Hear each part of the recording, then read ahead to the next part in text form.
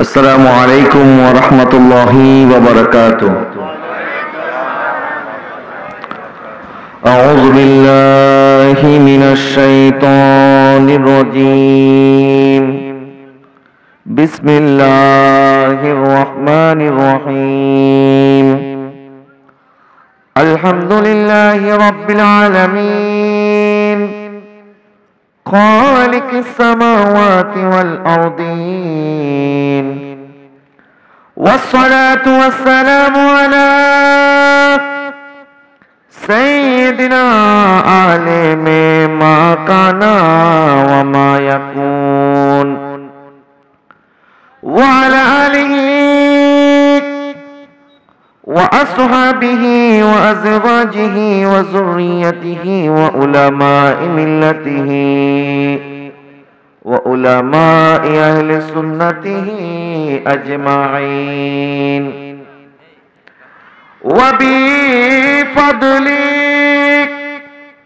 إن الله وملائكته يصلون على النبي يا أيها الذين آمنوا صلوا عليه وسلموا تسليما. اللهم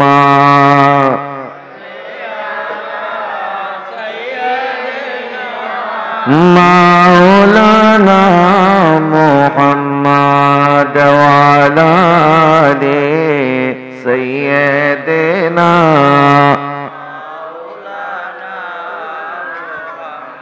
যারা দাঁড়িয়ে আছেন মেহরবানি করে আপনারা বসে পড়ুন, আর এই খালি জায়গাটা একটু পূরণ করেন। এই যে মাঝখানে খালি জায়গাটা, আসেন একটু সামনের দিকে চলে আসেন। একটু মেহরবানি করে সকলের সামনের খালি জায়গাগুলি পূরণ করুন। যারা দাঁড়িয়ে আছেন বসে পড়ুন। সকলে মহব্বতের আওয়াজে পড়ি আল্লাহুম্মা সাল্লি আলা মাওলানা মুহাম্মাদ ওয়া আলা আলি সাইয়্যিদিনা।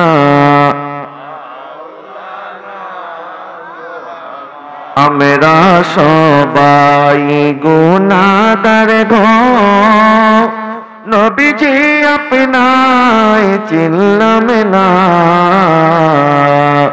সেই কারণে রোজে হাসরে আপনি মোদের ভুইলেন না। আল্লাহুম্মা সাইয়্যিদিনা মাওলানা মুহাম্মদ ওয়া আলা আলি সাইয়্যিদিনা।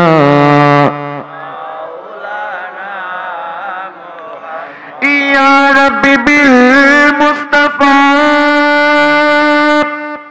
বাল্লিগ মাকাসিদানা واغفر لنا ما مضى يا واسع الكرم. اللهم جري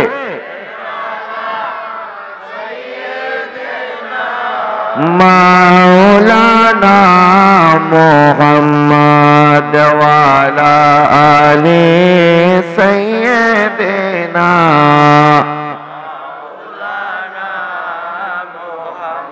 حسبي ربي جل الله ما في قلبي لا. حسبي ربي جل الله ما في لا. نور محمد صلى الله لا إله या रहमानो या अल्लाह या रहीमो या अल्लाह या रहमानो या रहीमो या अल्लाह. हस्बी रब्बी जल्लल्लाह मा फी कल्बी ला. नूर मुहम्मद सल्लल्लाहु ला इलाहा لا إله إلا الله মুহাম্মাদুর রাসূলুল্লাহ সাল্লাল্লাহু আলাইহি ওয়াসাল্লাম। বিসমিল্লাহির রহমানির রহিম। ইয়া আইয়ুহাল্লাযীনা আমানু তাকুল্লাহা হাক্কা তুকাতিহি ওয়া লা তামুতুন্না ইল্লা ওয়া আনতুম মুসলিমুন। সাদাকাল্লাহু মাওলানাল আযীম ওয়া সাদাকা রাসূলুহুন নাবিয়ুল কারীম ওয়া নাহনু আলা যালিকা মিনাশ শাহিদিনা ওয়াশ শাকিরিন। আলহামদুলিল্লাহি রাব্বিল আলামিন। গুলজার মদিনা সুন্নিয়া হাফিজিয়া মাদ্রাসার দস্তারবন্দি উপলক্ষে অধ্যকার আয়োজিত নবম বার্ষিক সুন্নি মহাসম্মেলনের সম্মানিত সভাপতি জনাব মোহাম্মদ জালাল মিয়া সর্দার সাহেব, সম্মানিত উদ্বোধক জনাব মোহাম্মদ আকবর কবির লিটন সাহেব, সম্মানিত সহসভাপতিবৃন্দ এবং কোরআন এবং সুন্নাহর আলোকে অত্যন্ত গুরুত্বপূর্ণ নুরানি ঈমানি তাকরীর পেশ করেছেন আমার পরম শ্রদ্ধাভাজন উস্তাদ, উস্তাজুল উলামা, ঐতিহ্যবাহী কাদরিয়া তাইয়্যিবিয়া কামিল মাদ্রাসার সম্মানিত মুহাদ্দিস হযরতুল আল্লামা জনাব আলহাজ মাওলানা মাহমুদুর রহমান চিশতি সাহেব কিবলা মাদ্দাজিলুল আলী কদমহু আলা আইনি ওয়া রাসি। এতক্ষণ যাবত গুরুত্বপূর্ণ আলোচনা পেশ করলেন মুজাহিদে মিল্লাত হযরতুল আল্লামা মাওলানা মুফতি হাফেজ জিল্লুর রহমান আশিকি সাহেব, মঞ্চে উপবিষ্ট হযরত উলামায়ে কেরাম, বিশেষ করে গুলজারে মদিনা সুন্নিয়া হাফিজিয়া মাদ্রাসার সম্মানিত প্রতিষ্ঠাতা ও পরিচালক জনাব হাফেজ কারি মোহাম্মদ ইদ্রিস আলী সাহেব হাফিজাহুল্লাহ, উপস্থিত সম্মানিত বিশেষ মেহমানবৃন্দ, অত্র এলাকার সকল সুন্নি মুসলমান ভাইরা, পর্দার আড়ালের মা এবং বোনেরা, আসসালামু আলাইকুম ওয়া রাহমাতুল্লাহি ওয়া বারাকাতুহু। প্রিয় হাজরিন, রাত অনেক গভীর হয়েছে, তো আমি আমার আলোচনা ভূমিকায় বেশি সময় না কাটিয়ে আমি আমার মূল আলোচনায় চলে আসতে চাই। যে বিষয়টা নিয়ে আলোচনা করার জন্য আমাকে মাহফিল কমিটির পক্ষ থেকে বলা হয়েছে যে আমাদের কবরের প্রস্তুতি, আখিরাতের তৈয়ারি। আমরা জমিনে 5 বছর, 10 বছর, 50 বছর, 100 বছর হায়াত পেয়েছি। এই হায়াতের জন্য আমাদের অনেক প্রস্তুতি আমরা নিয়েছি। আগা আপনি মौत से कोई बशर नहीं, सामान 100 बरस के पल के खबर नहीं। আমরা তো আমাদের জীবনের 100 বছরের প্রস্তুতি আমরা নিয়েছি, কিন্তু আমাদের এক মুহূর্তেরও কোনো ভরসা, বলেন ভরসা আছে? নাই। তো এই বিষয়টা নিয়ে আলোচনা করার আগে, যেহেতু আজকে হাফেজে কোরআনদের দস্তরবন্দি হয়েছে, আমি সেই প্রেক্ষাপটে কয়েকটি কথা বলে আমি আমার আলোচনায় যেতে চাই। আল্লাহ পাক আসমানের নিচে জমিনের উপরে যে কিতাবটাকে সবচাইতে মূল্যায়ন, সবচাইতে দাম এবং সবচাইতে বেশি মর্যাদাপূর্ণ করেছেন, ওই কিতাবটার নাম কি? বলেন, সেই কিতাবটার নাম আল কোরআন। সেই কিতাবের নাম কি? কারণ কোরআন এটা কারো বানানো কথা নয়, এটা কারো লেখা কিতাব নয়, বরং কোরআনুল কারীমের সমস্ত অক্ষর, সমস্ত হরফ এটা আমার রব্বে বারি তাআলার কালাম। সুবহানাল্লাহ বলেন। আল্লাহ সুবহানাহু ওয়া তাআলা আসমান থেকে আসমানে কিতাব নাযিল করেছেন 104টা। তার মধ্যে 4টার নাম আমরা জানি, তাওরাত, জাবুর, ইনজিল, কোরআন। তার মধ্যে শ্রেষ্ঠ কোনটা? তো তাওরাত ও আল্লাহর কিতাব, জাবুর ও আল্লাহর কিতাব, ইনজিল ও আল্লাহর কিতাব, কোরআন ও আল্লাহর কিতাব। কিন্তু একটা আরেকটা থেকে শ্রেষ্ঠ কেন? অন্যান্য কিতাবের চাইতে কোরআনের মর্যাদা বেশি। কারণ কি? 4টাই তো আল্লাহর কালাম, 4টাই আল্লাহর কিতাব। কারণ হচ্ছে এই, যখন আল্লাহ তাওরাত নাযিল করেছেন তখন রিসিভ করেছেন হযরত মুসা কালিমুল্লাহ। যখন দাউদ আলাইহিস সালামের উপরে আল্লাহ পাক নাযিল করেছেন জাবুর, জাবুর রিসিভ করেছেন হযরত দাউদ আলাইহিস সালাম। আর যখন ইনজিল নাযিল করেছেন, রিসিভ করেছেন হযরত ঈসা আলাইহিস সালাম। আর যখন কোরআন নাযিল করেছেন তখন রিসিভ করেছেন মুহাম্মদুর রাসূলুল্লাহ সাল্লাল্লাহু আলাইহি ওয়াসাল্লাম। এই কিতাব নবীর উপর যখন নাযিল হয়েছে, আল্লাহ বলেন লাউ আনজালনা হাযাল কুরআনা আলা জাবালিন লারাআইতাহু খাশিয়াম মুতাসাদ্দিয়াম মিন খাশিয়াতিল্লাহ। যদি এই কিতাবকে আমি একটি বিশাল পাহাড়ের উপরে নাযিল করতাম, পাহাড় আল্লাহর ভয়ে সাথে সাথে কম্পন করতে করতে চূর্ণ বিচূর্ণ হয়ে যেত। সুবহানাল্লাহ। আসমানি কিতাবের ভর ওজন আছে কি আছে না? পৃথিবীর ইতিহাসে যত আসমানি কিতাব আল্লাহ নাযিল করেছেন, কোন কিতাব উম্মত মুখস্থ করতে পারে নাই। কারণ আসমানি কিতাব মুখস্থ করা, আসমানি কিতাব হিফজ করা, বাবার আমার আমি বলছিলাম আসমানি কিতাব যখন নাযিল হয়, এই কিতাব উম্মত মুখস্থ করতে পারে না। কারণ কিতাবের একটা ওজন আছে না নাই? আছে। আপনি ইহুদিদেরকে যদি জিজ্ঞাসা করেন তাদের মধ্যে তাওরাতের কোন হাফেজ আছে কিনা, সারা পৃথিবীর ইহুদিরা মিলেও একজন তাওরাতের হাফেজ খুঁজে পাওয়া যাবে না। আপনি যদি জিজ্ঞাসা করেন খ্রিস্টানদের মধ্যে ইনজিলের কোন হাফেজ আছে কিনা, গোটা পৃথিবীর কোন খ্রিস্টানকে পাবে না ইনজিলের হিফজ করতে পেরেছে।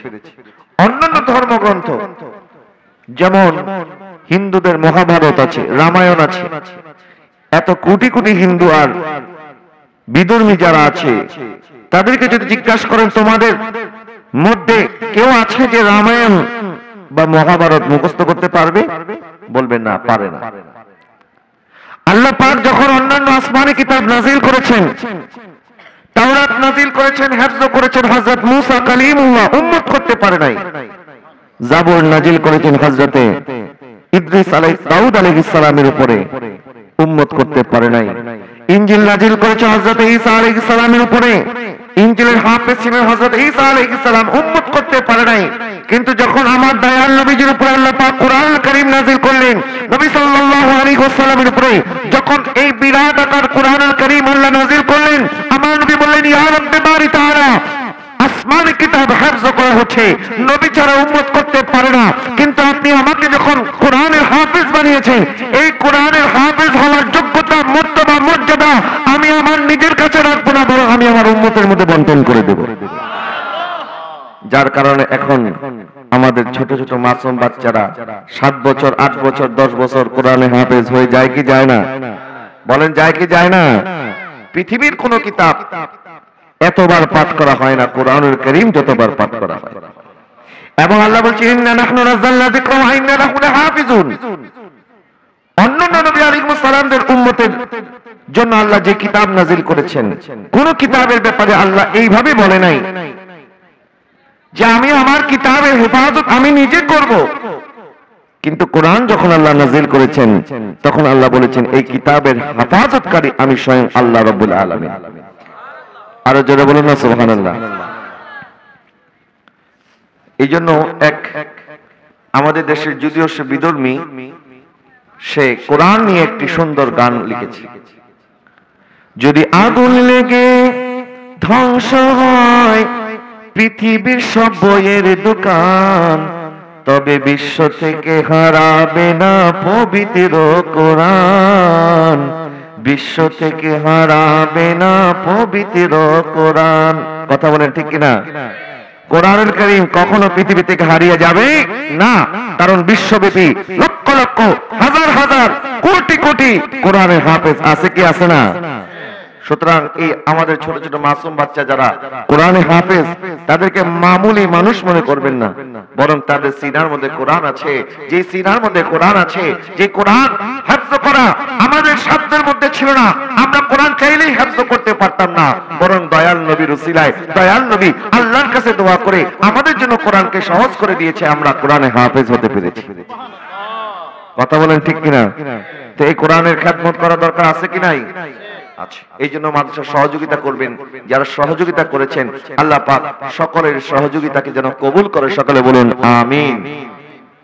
কোরআনুল কারীম থেকে একটি আয়াতে কারিমা তেলাওয়াত করেছি। আল্লাহ বলছেন ইয়া আইয়ুহাল্লাযীনা আমানু তাকুল্লাহা হাক্কা তুকাতিহি, হে ঈমানদারগণ তোমরা আল্লাহকে ভয় করো যেভাবে ভয় করা উচিত, ওয়ালা তামুতুন্না ইল্লা ওয়া আনতুম মুসলিমুন, আর তোমরা মুসলমান না হয়ে মৃত্যুবরণ করিও না। আল্লাহ এই কথাটা কোন কাফেরকে বলে নাই, কোন বেদিনকে বলে নাই, কোন ইহুদিকে বলে নাই, কোন নাসারাকে বলে নাই। আল্লাহ এই কথাটা বলেছেন ইয়া আইয়ুহাল্লাযীনা আমানু, আমাদের মতো ঈমানদারদেরকে। কাকে বলেছেন? একটু আওয়াজ করে। আমি অনেক দূর থেকে এসেছি, অনেক আগে এসেছি। আমার হুজুর সাদ্দাবাজন, আমার উস্তাদ আল্লামা মাহমুদুর রহমান চিশতি সাহিব বান্দাজিলুল আলী, উনি বলেছেন গতকালকে চট্টগ্রাম প্রোগ্রাম ছিল, আগামীকালকে আবার চাঁদপুর প্রোগ্রাম, মাঝখানে এখানে আসার কোনো শিডিউল কোনোভাবে করা যাচ্ছে না। তো হুজুর বলেছেন, হুজুরের আমি একজন ছাত্র, তো ছাত্র হিসাবে হুজুরের কথা রক্ষার জন্য আমি অনেক দূর থেকে আপনাদের এখানে এসেছি। এখন আমি বলবো আর আপনার চুপ করে বসে থাকবেন, এটা কিন্তু হবে না। আমি অর্ধেক, আপনার অর্ধেক। আর এই যে বাচ্চারা যারা শুয়ে পড়ছে, এদেরকে একটু উঠান, প্রয়োজনে মাদ্রাসায় পাঠিয়ে দেন। তোমরা মাদ্রাসায় চলে যেতে পারো বাবুরা। এই যে এই বাচ্চাটাকে উঠান, উঠান, উঠান, উঠান, উঠান। আপনারা ওয়াজ না শুনতে চাইলে আমি ওয়াজ করব না, আসছি আপনাদেরকে ওয়াজ শোনানোর জন্য। কিন্তু আপনারা এই যে এখনো বাইরে ছেলেপেলেরা কথাবার্তা বলতেছে, মাদ্রাসার শিক্ষক ভলান্টিয়ার যারা আছেন, আমি অনুরোধ করবো আপনারা মঞ্চের আশেপাশে একটু যারা কথাবার্তা বলছে তাদেরকে বসিয়ে দেন। আর মেহেরবানি করে আপনাদের শরীরের মধ্যে যাদের ঘুম ক্লান্তি চলে এসেছে, কারণ আমি জানি 11টার পরে ওয়াজ শোনার মতো আর মানসিকতা থাকে না, আমি বলতেছিলাম আমাকে একটু তাড়াতাড়ি দেন। তো যাই হোক, মাহফিল কমিটি যেভাবে ভালো মনে করেছে, কিন্তু আপনাদের এরকম বিশৃঙ্খল অবস্থা থাকলে আমি কি আলোচনা করব? একটু দুইশো পড়ি। আল্লাহুম্মা সাল্লি আলা মাওলানা মুহাম্মাদ ওয়া আলা আলি সাইয়্যিদিনা। এই বাচ্চাটাকে উঠান, নাই উঠাও না, উঠাও, ওকে ঘুম থেকে উঠান, মাদ্রাসায় পাঠিয়ে দেন। এত ছোট ছোট বাচ্চা এখানে, মাদ্রাসায় পাঠিয়ে দেন।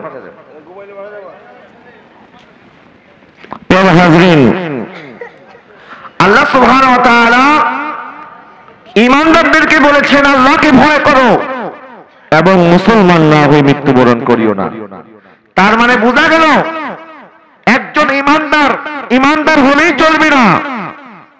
ঈমানদার হলেই যে ঈমান সহকারে কবরে যেতে পারবে তার কোনো গ্যারান্টি, বলেন না, তার কোনো গ্যারান্টি? যদি গ্যারান্টি থাকতো তাহলে আল্লাহ এই কথা বলতেন না যে তোমরা ঈমানদার না হয়ে মুসলমান না হয়ে মৃত্যুবরণ করিও না। আর আমরা যে এখানে বসে আছি, আমরা যে ঈমানের উপরে ইন্তেকাল করব, ঈমান সহকারে কবরে যেতে পারবো, তার কি কোনো গ্যারান্টি আছে? নাই।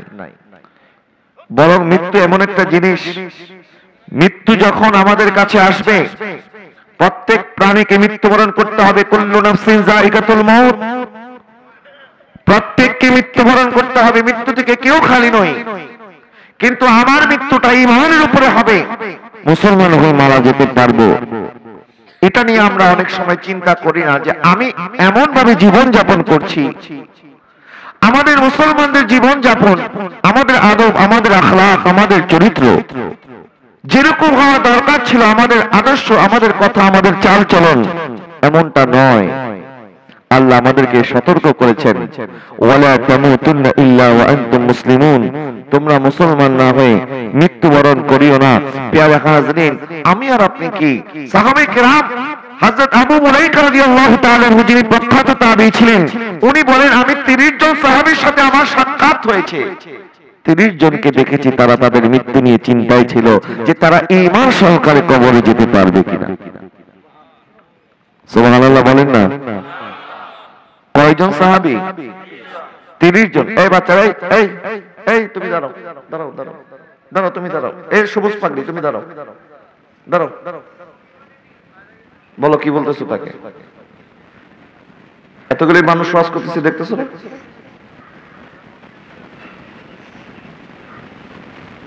বসো।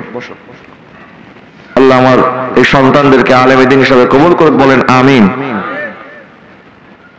প্রিয় হাজরিন, কথা বলবে না, কথা বললে আমি ওয়াজ করব না।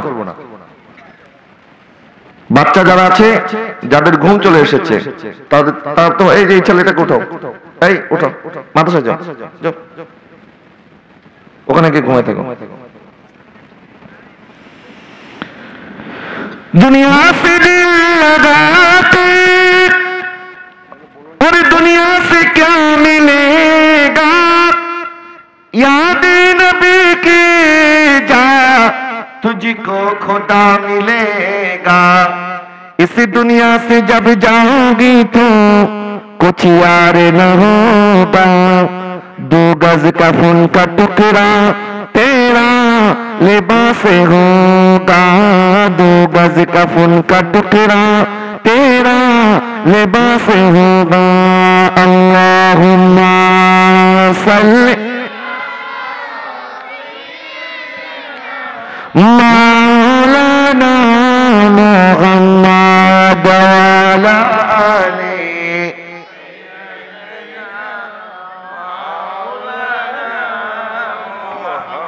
ভাইরা আমার, আমরা দুনিয়া থেকে চলে যাব 2 গজ কাপড়ের কাপড় ছাড়া, আমাদের সাথে আর কিচ্ছু যাবে। আমরা যদি খালি হাতে কবরে যাই, খালি হাতে তো যেতেই হবে। টাকা পয়সা, বাড়ি গাড়ি, ধন দৌলত, সহায় সম্বল, আত্মীয় স্বজন, আপনজন, সবকিছু দুনিয়াতে আমাদেরকে রেখে দিতে হবে। নবী বলেছেন, আমার উম্মতের 3টা বন্ধু আছে। যখন সে মারা যাবে, এক বন্ধু সাথে সাথে তার সম্পর্ক বিচ্ছিন্ন হয়ে যাবে। ওই বন্ধুর সাথে মৃত্যুবরণ করার সাথে সাথে তার মালিকানা চলে যাবে তার ওয়ারিসদের কাছে। আমাদের সম্পদ আমাদের প্রথম বন্ধু। মানুষ মারা গেলে তার সম্পদের মালিক কে হয়? তার ওয়ারিসরা। তার মানে আমাদের প্রথম বন্ধুর সাথে সম্পর্ক দুনিয়াতে সাথে সাথে শেষ। 2 নাম্বার, নবীজি বলছেন, আমার উম্মতের দ্বিতীয় বন্ধু তার আপনজন। মানুষ মারা যাওয়ার পরে এই বন্ধু তার কবর পর্যন্ত যাবে এবং কবরে তাকে রেখে চলে আসবে, থাকবে না তার সাথে। কোন আপনজন, আপনার প্রাণপ্রিয় স্ত্রী, আপনার প্রাণপ্রিয় সন্তান কোনদিন একটি রাত্রের জন্য বলবে না আমার বাবার সাথে আমি একটি রাত কবরে থাকবো না। তারা কবরে রেখে আপনাকে চলে আসবে।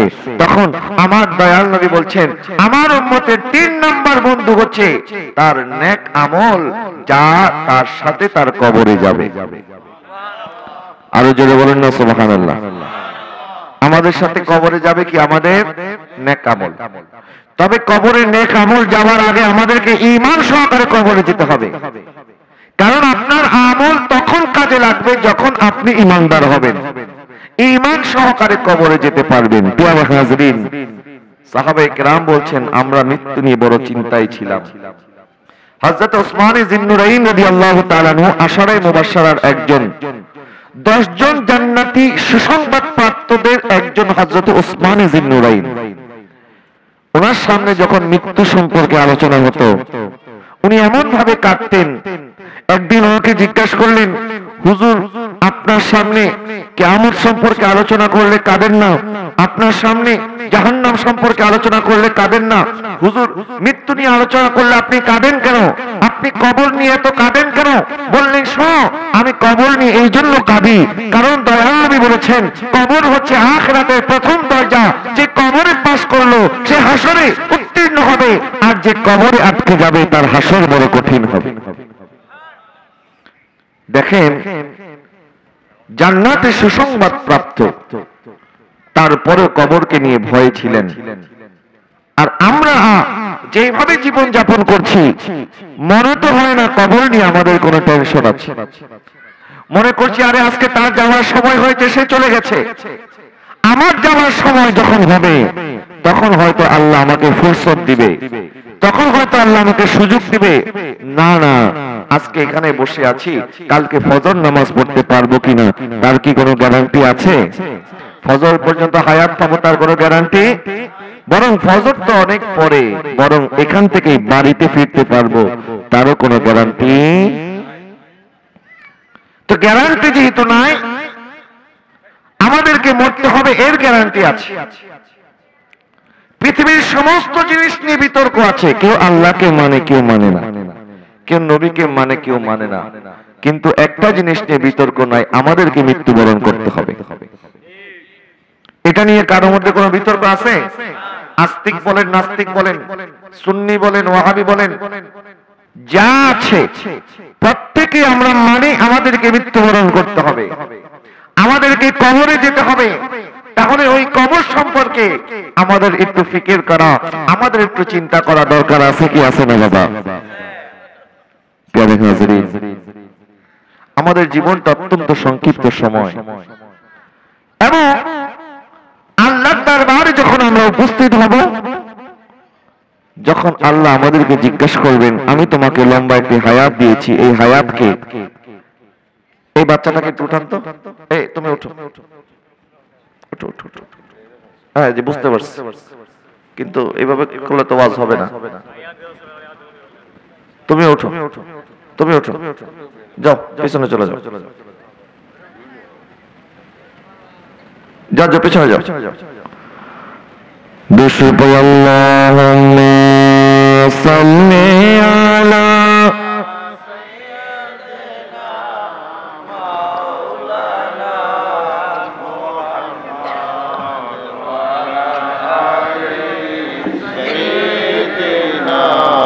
মাওলানা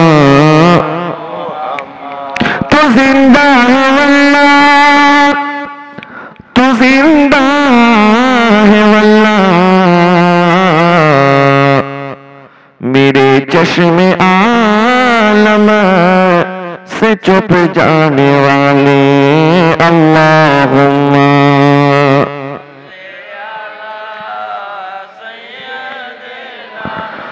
मौलाना मुहम्मद वाला आले सैयदना।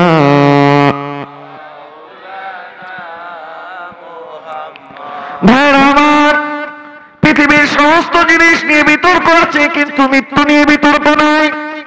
আমাকে আর আপনাকে একদিন মৃত্যুবরণ করতে হবে, কিন্তু আমাদের সামনে যখন মানুষ মারা যায় আমরা মনে করি এখন তার যাওয়ার সময় হয়েছে, সে চলে গেছে।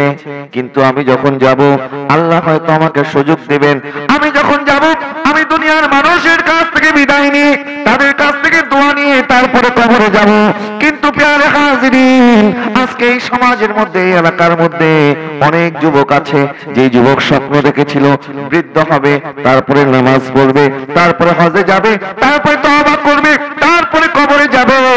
কিন্তু অনেক যুবক আমরা দেখেছি যখন ঘর থেকে বের হয়েছে, মাকে বলেছে, মা আমার জন্য পোলাও মাংস রান্না করিও, একটু নতুন বাইক কিনেছি, বাইক চালাবো, একটু বন্ধুদের সাথে দেখা করব, বন্ধুদের সাথে দেখা করে তারপরে যখন বাড়িতে ফিরবো, একসাথে বসে এক টেবিলে বসে পোলাও মাংস রান্না করে রাখো, একসাথে বসে খাবার দাবার খাবো।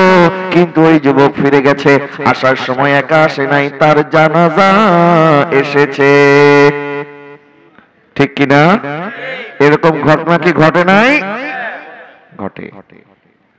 এই জন্য আমার আর আপনার যাওয়ার সময় কখন? প্রত্যেক নামাজের মধ্যে আযান এবং ইকামত হয়, কিন্তু জানাজার নামাজের সময় তো আমরা আযান ইকামত দিতে শুনি না, কারণ জানাজার নামাজের আযান ইকামত আমার জন্মের সময় দেওয়া হয়েছে। কথা বলেন ঠিক কিনা? আযান আর ইকামত যখন হয়ে যায়, তখন যেমন জামাতের আর বেশি সময় বাকি থাকে না, ইকামত যখন হয়ে যায়, হাইয়া আলাস সালাহ, হাইয়া আলাল ফালাহ, কদ কামাতিস সালাহ, তখন মুসল্লিরা দাঁড়িয়ে যায়, মুসল্লিরা নামাজ শুরু করার প্রস্তুতি নেয়। আযান ইকামতের পরে যেভাবে জামাতের বেশি সময় বাকি থাকে না, ঠিক একই ভাবে আমার জন্মের পরে, আপনার জন্মের পরে আমাদের কানে আযান ইকামত হয়েছে। এটা কিসের আযান ইকামত? এটা আমাদের জানাজার নামাজের আযান ইকামত। কারণ যে কোনো সময় নামাজ শুরু হয়ে যেতে পারে। সেই জন্য আল্লাহ বলছেন, আমাকে ভয় করো যেভাবে ভয় করা উচিত। কিন্তু আমরা গুনার পর গুনাহ করছি, আবার মনে করছি আল্লাহ এমনি ক্ষমা করে দেবে। আল্লাহ বলছেন, আয়াহসাবুল ইনসানু আইয়ুতরাকা সুদা, মানুষ কি মনে করে আমি তাকে সুদা ছেড়ে দেব? আমি তাকে এমনি ছেড়ে দেব? আমি কি তাকে কোনো সুযোগ দেই নাই? আল্লাহ বলছেন ইয়া আইয়ুহাল ইনসানু মা গাররাকা বিরাব্বিকাল কারীম। আল্লাহ আমাদেরকে বলছেন তোমরা কেন আমি রবের কাছ থেকে মুখ ফিরিয়ে নিয়েছো? তোমাদের কিসে বাধা দিয়ে রেখেছে? তোমার সম্পদ তো আমি আল্লাহ দিয়েছি। তোমার জওয়ানি আজকে আছে, কালকে চলে যাবে। তোমার শক্তি, এই শক্তি আমি আল্লাহ দিয়েছি।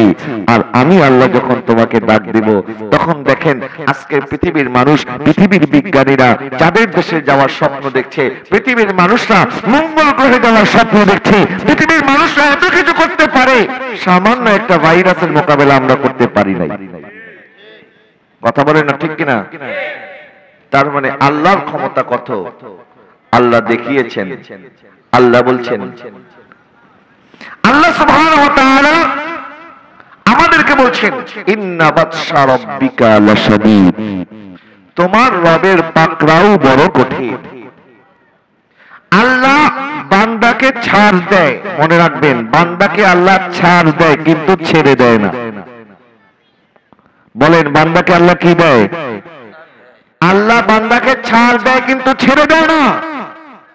আপনি যাই করেন না কেন, ইন্না লিল্লাহি ওয়া ইন্না ইলাইহি রাজিউন, কোথায় গিয়ে পালাবেন? আল্লাহর কাছেই তো আসতে হবে, আল্লাহর দরবারে হাজির হতে হবে। সেই জন্য আমি আমার যুবক ভাইদেরকে বলবো, একদিন তো আমরা মসজিদে আসব, কিন্তু ওই মসজিদের খাটিয়ার মধ্যে চারজনের কাঁধে ভর করে মসজিদে আসার আগে নিজের দুই পায়ে ভর করে মসজিদে আসেন। কথা বলেন ঠিক কিনা? নয়তো একদিন চার পায়া খাটের মধ্যে চারজনের কাঁধে ভর করে তো একদিন আল্লাহর কাছে আসতেই হবে। তো তখন তো কাপড়ের মধ্যে মুখ লুকিয়ে লুকিয়ে আসবেন। লুকিয়ে লুকিয়ে না এসে দুই পায়ে ভর করে মুখটা খুলে মাথায় টুপিটা পরে ওযুটা করে আল্লাহর দরবারে সিজদায় লুটিয়ে পড়েন। আমার আল্লাহ বলছেন, বান্দা যদি গুনাহ করতে করতে তার গুনাহ আসমান পর্যন্ত থেকে যায়, বান্দা যদি গুনাহ করতে করতে সমুদ্রের ফেনা পরিমাণ গুনাহ করে ফেলে, তারপরেও যদি বান্দা ক্ষমা চায়, আমি আল্লাহ ক্ষমা করে দেই। আমার আল্লাহ ক্ষমা করতে পারে কি পারে না? একটা মা সন্তানকে কতটা ভালোবাসে, কিন্তু সন্তান যখন কোন বিপদে পড়ে, বালা মুসিবতে পড়ে, সামান্য একটা মুরগির বাচ্চা দিয়ে উদাহরণ দেই। মুরগির বাচ্চাকে যদি একটা শিয়াল ধরে নিয়ে যায়, তখন মুরগির মাটা কিন্তু আর চুপ করে বসে থাকে না। তখন মুরগির মা তখন ওই মুরগির বাচ্চাকে বাঁচানোর জন্য শিয়ালের মুখের মধ্যে থেকে মুরগিকে বাঁচিয়ে নিয়ে আসে। একটা মা তার সন্তানের হারানোর বেদনা সহ্য করতে পারে না, তার সন্তানের কষ্ট সহ্য করতে পারে না। তাহলে এই সামান্য মুরগি, এই মুরগির বাচ্চার জন্য এই মুরগির মার অন্তরের মধ্যে যে ভালোবাসা আছে, আল্লাহ বলছেন আল্লাযী খালাকাকা ফাসাওয়াকা ফাআদালাক ফি আইয়ি সূরাতিন মা শাআ রাক্কাবাক। আরে মা তো তোমাদেরকে জন্ম দিয়েছে, জন্মদাতা মা যদি সন্তানকে এত ভালোবাসে, তাহলে সৃষ্টিকর্তা আল্লাহ বান্দাকে কতটা ভালোবাসে? কম না বেশি? কতটুকু বেশি? কার কোনো হিসাব? আল্লাহ বলছেন, নবীজি বলেন, আল্লাহর রহমতকে আল্লাহ 100টা ভাগ করেছেন। এই 100 ভাগের এক ভাগ গোটা জমিনের মধ্যে আল্লাহ পাক ছড়িয়ে দিয়েছেন। 100 ভাগের কয় ভাগ? মা সন্তানকে যতটুকু ভালোবাসে, সন্তান বাবা মাকে ভালোবাসে, স্বামী স্ত্রীকে ভালোবাসে, একটা হরিণীও তার সন্তানকে ভালোবাসে, একটা বিড়ালও তার সন্তানকে ভালোবাসে। এই যে ভালোবাসা মহব্বত, এই কুল কায়নাতের সমস্ত মহব্বত আল্লাহর 100 ভাগের এক ভাগ। কয় ভাগ? 100 ভাগের। আর আল্লাহ বলেন, বাকি 99 ভাগ আমি আমার কাছে রেখে দিয়েছি। এই 99 ভাগ রহমত দিয়ে কিয়ামতের ময়দানে আমি আমার বান্দাদেরকে ক্ষমা করে দেব। তা আল্লাহর রহমতের আশাও করতে হবে, আবার ভয়ও করতে হবে। কারণ আল্লাহ যেভাবে রহমান, আল্লাহ সেইভাবে কাহ্হার। আল্লাহ যেভাবে রহিম, আল্লাহ সেইভাবে জব্বার। আল্লাহর কাহ্হারিয়তের রূপ, আল্লাহর জব্বারিয়তের রূপ হয়তো আমরা এখনো দেখি নাই। কিয়ামতের ময়দানে যখন আমরা উপস্থিত হব, জমিন থেকে যখন কবরে যাব তখন তো আমাদের সাথে 2 গজ কাফনের কাপড় যাবে, কিন্তু হাসরের ময়দানে ওই কাফনের কাপড়টাও আমাদের সাথে থাকবে না। আজকে দুনিয়ার মধ্যে বিপদে পড়লে, বালা মুসিবতে পড়লে আমাদের আপনজন ছুটে আসে আমাদেরকে রক্ষা করার জন্য। আপনি হসপিটালে বিল দিতে পারতেছেন না, আপনি ফোন দিচ্ছেন, ভাই আমি অ্যাক্সিডেন্ট করছি, তাড়াতাড়ি আসেন। শুকরিয়া।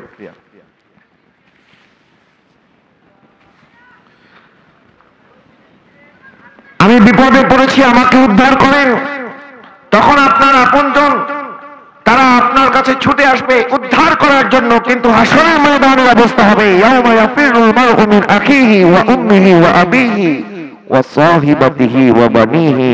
সেদিন আপনজন কেউ কারো উপকারে আসবে, সবাই সবাইকে ভুলে যাবে। আল্লাহর নবী বলছেন কিয়ামতের ময়দানের অবস্থা এতটা ভয়াবহ হবে, জমিন তো এখন মাটির, সূর্য লক্ষ কোটি কোটি মাইল দূরে, কিন্তু কিয়ামতের ময়দানে সূর্য থাকবে আমাদের 1 হাত উপরে। আর জমিনটা মাটির হবে না, জমিনটা হবে তামার জমিন। মাটি তো সূর্যের আলোকে গ্রাস করে ফেলে, কিন্তু তামা যখন গরম হয় তখন আগুনের লাভা তখন সেখানে ফুটে ওঠে। এবং মানুষ যখন কিয়ামতের ময়দানে এই তামার জমিনে দাঁড়াবে, প্রত্যেকে তাদের ঘামের মধ্যে হাবুডুবু খাবে, কেউ তার হাঁটু পর্যন্ত, কেউ তার কোমর পর্যন্ত, কেউ তার কাঁধ পর্যন্ত। যখন মানুষের এই অবস্থা হবে, সেদিন সমস্ত মানুষ মিলে আল্লাহর দরবারে সুপারিশের জন্য যাবে ঈসা আলাইহিস সালাম, হযরত আদম আলাইহিস সালামের উপরে। আদম আলাইহিস সালামের কাছে গিয়ে বলবে, ইয়া নবী আল্লাহ, আপনি আদম আলাইহিস সালাম, আপনি আবুল বাশার, আপনি সমস্ত মানব জাতির পিতা, আজকে আপনি সুপারিশ করুন। সেদিন বলবে, আমি আমার রবকে কখনো এত বড় কাহ্হারিয়াতের, জব্বারিয়াতের রূপে আমি আল্লাহকে কখনো দেখি নাই। আজকে আমি আল্লাহর দরবারে সুপারিশ করতে পারবো না, আজকে আমি নিজের জান নিয়ে আছি, ইয়া নফসি নফসি, আমার নফস আমার নফস। তখন সবাই মিলে আমরা যাব হযরত নূহ আলাইহিস সালামের কাছে, উনি একই জবাব দিবেন। আমরা যাব ইব্রাহিম খলিলুল্লাহর কাছে, উনি একই জবাব দিবেন। আমরা যাব হযরত মূসা আলাইহিস সালামের কাছে, উনিও একই জবাব দিবেন। আমরা যাব হযরত ঈসা ইবনে মারইয়ামের কাছে, উনিও বলবেন, না আরে আজকে তো আমার মা মরিয়মের জন্য আমি সুপারিশ করতে পারবো না, তোমাদের জন্য কেমনে করব? আজকে আমি আমার নফসকে নিয়ে চিন্তায় আছি। সুবহানাল্লাহ বলেন না। মানুষ দিকহারা হয়ে যাবে, কোথায় যাবে, কার কাছে যাবে। আর এইভাবে কেটে যাবে প্রায় 200 বছর। কয়শো বছর? আজকে দুনিয়ার মধ্যে সামান্য একটু রোগ বালাই হলে হসপিটালে গেলে 1 সপ্তাহ যদি আপনি হসপিটালে থাকেন, আপনার দম বন্ধ হয়ে আসবে, বলবে আল্লাহ এত রোগ বালাই ভালো লাগে না, আমাকে তাড়াতাড়ি দুনিয়া থেকে নিয়ে যান, মরে যাই, কবরে চলে যাই, এটাই ভালো। সামান্য বিপদে পড়লে, রোগাক্রান্ত হলে হসপিটালের মধ্যে 1 সপ্তাহ আমরা থাকতে পারি না। আর সেদিন হাসরের ময়দানে 200 বছর তো দাঁড়িয়ে থাকতে হবে শুধুমাত্র সুপারিশ খোঁজার জন্য। আর হাসরের ময়দানের সময় হবে 50,000 বছর।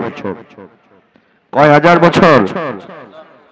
জমিনে তো আমরা 500 বছর, এই মুহূর্তে 500 বছর কেউ বাঁচতে পারবে না। 500 বছর দূরের কথা, 100 বছর বাঁচতে পারে এরকম মানুষ খুঁজে পাওয়া অনেক কঠিন। হাসরের ময়দানে আমরা দাঁড়িয়ে থাকবো 50,000 বছর। 200 বছর পর্যন্ত যখন আল্লাহ বিচার শুরু করবেন না, যারা যেভাবে আছে দাঁড়িয়ে আছে, এখন প্রত্যেকে বলবে আল্লাহ বিচার তো শুরু করেন। বিচার শুরু করে যাকে জাহান্নামে দেওয়ার জাহান্নামে দিয়ে দেন, যাকে জান্নাতে দেওয়ার জান্নাতে দিয়ে দেন, তারপর আমাদের বিচারটা করেন। কিয়ামতের ভয়াবহতা এমন হবে, সেদিন বিচার শুরু করার জন্য আল্লাহর দরবারে 200 বছর দাঁড়িয়ে থাকতে হবে। সর্বশেষ যখন দয়াল নবীর কদমে আমরা হাজির হব, নবী বলবেন আনা লাহা আনা লাহা, আমি তো আছি এটার সুপারিশ করার জন্য। আরো জোরে বলুন না সুবহানাল্লাহ। সেদিন হাসরের ময়দানে সুপারিশ করবেন কে? দয়াল নবী সাল্লাল্লাহু আলাইহি ওয়াসাল্লাম। তাহলে যে নবীকে ছাড়া হাসরের ময়দানে উপায় নেই, আর কবরে গেল ওই নবীর সম্পর্কে জবাব দিতে হবে কিনা?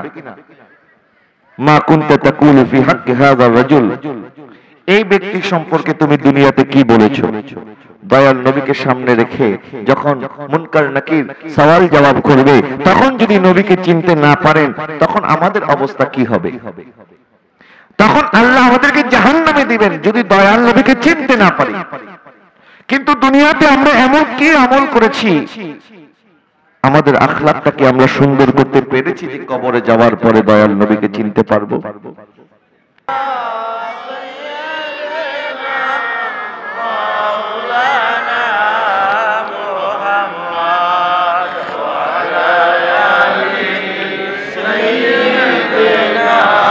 মাওলানা মুহাম্মদ আল্লাহুম্মা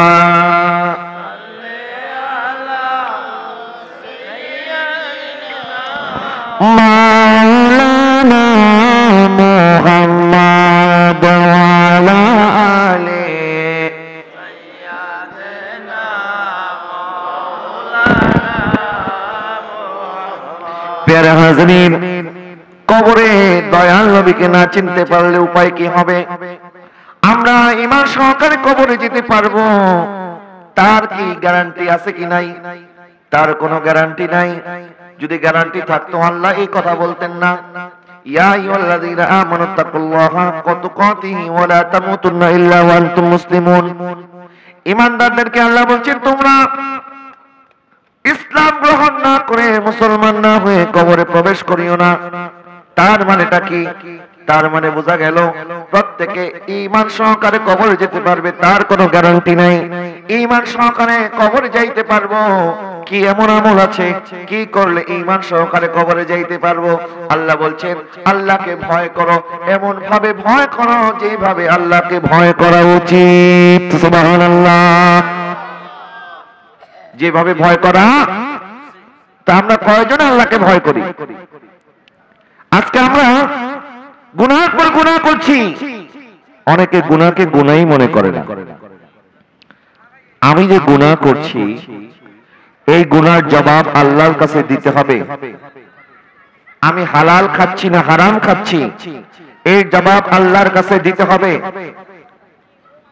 আজকে ঘরে ঘরে সুদ আছে না নাই?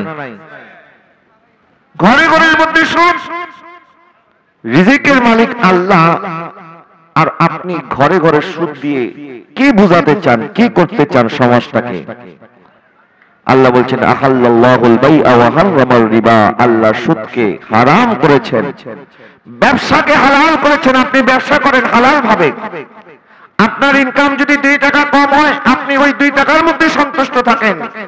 কিন্তু আমরা স্বপ্ন দেখি না না না, আরে কয়েক হাজার টাকা মাত্র আমি ঋণ করব, দোকান বড় হবে, মাল অনেক একসাথে কিনতে পারবো, আস্তে আস্তে টাকা ফেরত দেব। কিন্তু মনে রাখবেন হারামে কোনো আরাম, আরে বলেন হারামে কোনো আরাম। আমরা মনে করতেছি যে ঋণ করলে মনে হয় সুদে যদি টাকা খাটাই তাহলে আমি অনেক বড় ব্যবসায়ী হতে পারবো। আর ব্যবসায়ী কেমনে হবেন? কারণ আল্লাহ যখন এটাকে নিষিদ্ধ করেছেন, কোন অবস্থাতে এই হারামের ফাঁদে পা দেওয়া যাবে না। তো আমরা সুদের পর সুদ করতেছি, কিন্তু আমাদের খবরও নাই আমরা যে কত গুনাহ করতেছি। আজকে অনেকে আছেন নামাজ পড়েন না, 1 ওয়াক্ত নামাজ তরক করার গুনাহ। আপনি যদি 70 ওয়াক্ত নামাজ পড়েন, 1 ওয়াক্তের সমপরিমাণ সওয়াব আল্লাহ আপনাকে দান করবেন, যেটা কাজা হয়ে গেছে। অথচ আমরা নামাজ কাজা করছি। সাহাবায়ে কেরাম বলছেন একমাত্র কাফের ছাড়া কেউ নামাজ তরক করে না। নবীজির যুগে, নবীজির জামানার মধ্যে মুসলমান এবং কাফের চিনার আলামত ছিল, যারা নামাজি তারা ছিল মুসলমান, আর যারা বেনামাজি তারা ছিল কাফের। এখন আমাদের সমাজের মধ্যে নামাজির সংখ্যা বেশি না বেনামাজির সংখ্যা বেশি? আরো বলে না কার সংখ্যা বেশি? তাহলে আমি যে বলতেছি এত মুসলমান, আর মুসলমান আছি ঠিক, ইসলাম আমাদের নামে আছে কামে নাই। আল্লাহ বলছেন আল্লাহকে ভয় করো, বিচার দিবসে আল্লাহ যেদিন আমাদেরকে পাকড়াও করবেন, আমাদের আমল নামার হিসাব আল্লাহর দরবারে দিতে হবে। এবং আমার মা বোনরা যারা শুনছেন, যারা বেপরদা হয়ে চলাফেরা করেন, যারা মনে করেন আমার রূপ, আমার সৌন্দর্য আমি মানুষকে দেখাবো, আল্লাহ বলছেন ওয়ালা ইয়াদরিবনা বিআরজুলিহিন্না লিউলামা মা ইয়াফিনা মিন যিনাতিহিন্না, তুমি এমন ভাবে কদম দিও না যেন তোমার কদমের আওয়াজ পরপুরুষের কানে যায়। তাদের আওয়াজ, তাদের পদচারণার আওয়াজ, তাদের কদমের আওয়াজটা যেন পরপুরুষের কানে না যায়, এতটুকু সতর্ক থাকতে বলা হয়েছে। আর এখন তো তারা হিজাব ছাড়া, নিকাব ছাড়া পুরুষের সামনে হাঁটাহাঁটি করে, আছে না নাই? তা আমরা আল্লাহকে যদি ভয় পেতাম তাহলে আমরা এই সমস্ত কাজ করতে পারতাম না, যে আমাকে আল্লাহর দরবারে যেতে হবে, কিয়ামতের ময়দানে আল্লাহর দরবারে আল্লাহর বিচারের কাঠগড়ায় দাঁড়াতে হবে। আল্লাহর দরবারে যেদিন আমরা আমাদের আমল নামা নিয়ে দাঁড়াবো, তখন আমরা আমাদের আমল নামা পড়বো আর বলবো ইয়া ওয়াইলাতানা মা লিহাযাল কিতাবি লা ইউগাদিরু সাগীরাতান ওয়ালা কাবীরাতান ইল্লা আহসাহা। এখানে তো ছোট ছোট বড় বড় কোনো গুনাহ বাদ হয় নাই, সমস্ত কিছু এই কিতাবের মধ্যে আছে। কিরামান কাতিবিনা ইয়ালামুনা মা তাফআলুন, আমাদের দুই কাদের ফেরেশতা আমাদের সমস্ত আমলগুলি লিখছে, লিপিবদ্ধ করছে। আমি আর আপনি যা করি সমস্ত কিছুর হিসাব একদিন দিতে হবে কি হবে না? তো দিতে যদি হয় আমাদেরকে ওই দিবস সম্পর্কে, কিয়ামত সম্পর্কে ভয় করতে হবে। নবী আলাইহিস সালাম ওনারা সবচেয়ে বড় মুত্তাকি ছিল, আর সমস্ত নবীদের মধ্যে সবচেয়ে বড় মুত্তাকি আমার দয়াল নবীজি। কথা বলেন ঠিক কিনা? নবীর চাইতে বড় মুত্তাকি আর কেউ আছে? নবী বলেন আমি দৈনিক 70 বার আল্লাহর কাছে তওবা করি। কয়বার বলেন না? নবীর কোন গুনাহ, তারপর নবী বলে আমি 70 বার তওবা করি। আর আমাদের মধ্যে মনে হয় অনেক আছে 70 বছরে একবার তওবা করে নাই, আছে না নাই? প্রিয় হাজরিন, আমরা আমাদের মৃত্যুকে ভুলে গেছি। হযরত ওমর রাদিয়াল্লাহু তাআলা যখন খলিফাতুল মুসলিমিন ছিলেন, ওনাকে একজন এসে বলতো হুজুর ইয়া ওমর লা তানসা মাউতাক, ওমর তুমি তোমার মৃত্যুকে ভুলে যেও না, তোমার মৃত্যুকে স্মরণ করো। ওমর রাদিয়াল্লাহু তাআলা খলিফাতুল মুসলিমিন ওনার মসনদে উনি আরোহণ করে বসে আছেন, আর ওনাকে এসে যখন এই কথা কেউ বলে, হযরত ওমর বলছেন সত্য কথা বলেছো, তোমাকে ধন্যবাদ, তুমি আমাকে মৃত্যুর কথা স্মরণ করিয়ে দিয়েছো, এবং তুমি প্রত্যেকদিন আসবে এবং এসে আমাকে প্রত্যেকদিন মৃত্যুর কথা স্মরণ করিয়ে দিবে। সুবহানাল্লাহ বলেন না? আর আমাদের চোখের সামনে যখন মানুষ মারা যায়, আমরা মানুষের লাশ কাঁধে বহন করে কবরস্থানে তো রেখে আসি, কিন্তু একদিন আমাকে একদিন এই কবরে আসতে হবে, এই চিন্তাও আমরা অনেকে করি না। কথা বলেন না ঠিক কিনা? হযরত ওমর বলেন আগামীকাল থেকে প্রত্যেকদিন তুমি আসবে। ওই ব্যক্তি প্রত্যেকদিন আসা শুরু করলেন, আর প্রত্যেকদিন এসে একই কথা, ইয়া ওমর লা তানসা মাউতাক, তুমি তোমার মৃত্যুকে ভুলে যেও না। তো একদিন ওমর রাদিয়াল্লাহু তাআলা তাকে ডাকলেন, কিছু হাদিয়া তোফা দিয়ে বললেন আগামীকাল থেকে তোমার আর আসার প্রয়োজন নাই। বললেন হুজুর আমি কি কোনো বেয়াদবি করেছি? বলে না। বলে হুজুর আমার পরিবর্তে কাউকে এই চাকরিতে অন্য কাউকে নিয়োগ দিয়েছেন? বলে না। বলে হুজুর তাহলে আমাকে কেন আসতে বারণ করছেন? এখন কি আপনার মৃত্যুর কথা স্মরণ করা দরকার নাই? বলে আছে। তো হুজুর কেন আমাকে বিদায় করছেন? বলে দেখো আমার দাড়ির মধ্যে একটা দাড়ি পেকে গেছে, একটা দাড়ি সাদা হয়ে গেছে, আর এই দাড়িটাই আমাকে প্রত্যেকদিন স্মরণ করিয়ে দেবে ওমরের মৃত্যুর সময় হয়ে গেছে। কয়টা দাড়ি পেকেছে? আর আমাদের অনেকের আছে সবগুলি দাড়ি পাইকে গেছে, এখনো তার যে মরতে হবে তার কোনো খবরও নাই, আছে না নাই? প্রিয় হাজরিন, আল্লাহ যেন আমাদেরকে আল্লাহকে ভয় করার তৌফিক দান করে, সকলে বলুন আমিন।